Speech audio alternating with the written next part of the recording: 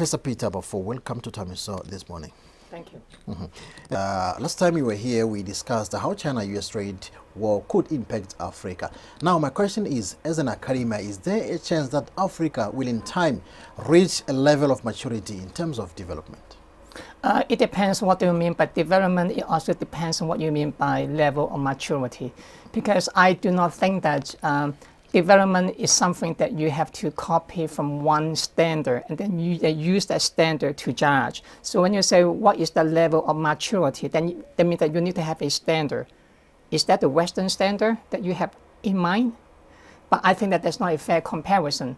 Just like if I ask you, you are a woman, and then I use the standard of a man to judge you, is that fair? Or conversely, if you are a man, I use the standard of a woman to judge you, is that fair? So what I'm trying to say, I have written a book on development, and that's called After Development, the future of post-human after development, in which I proposed that the notion of development is so Western-centric, is so one-dimensional that we need to get away from it, to have a new understanding of development. In this case, for example, I think that in a way, implicitly, that's also Western-centric.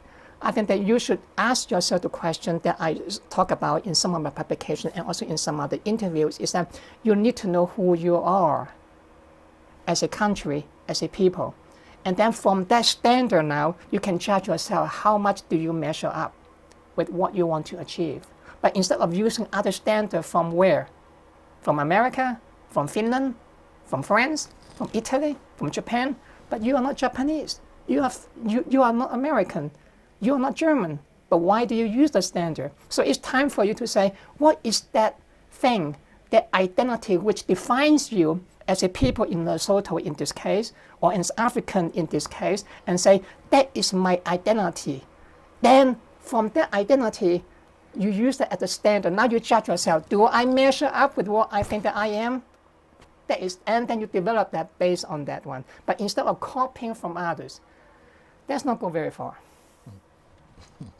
Does culture play a part in developing a certain country?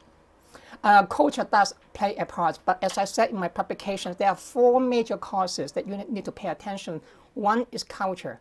Second is society. Third is nature. And the 4th is the mind. How do those contribute? They make contribution in different ways. For example, the culture in an Islamic society is different from a culture in a Buddhist society. It does affect the way that you behave. It does affect the way that you approach learning. It does affect the way that you innovate, for example. It does affect the way that you work. Do you eat, for example, during Ramadan? No, right? Does it affect your productivity at that time? It does. So it does affect you in many ways, not just so it's about culture, society, the political system, the economic system. It does affect you in a certain way.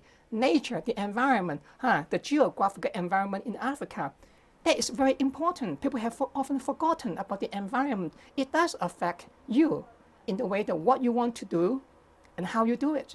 About the human mind, the mindset, different races, different genders, different groups, different ethnicities.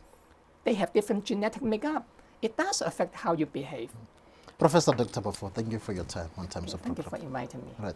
Mr. Mutleyo again, Professor Dr. Peter Baofu, ke motho a tsamaileng haholo mme o ka rona ha ya Lesotho o tla ithuta hore na ha ya Lesotho le yona e sebetsa ditaba jwang, taba tsa dipolotiki, ditaba tsa tikoloho, ditaba tsa moruo ka kakaretso. Ha re mathe re fetela ka lefapheng la dipapadi.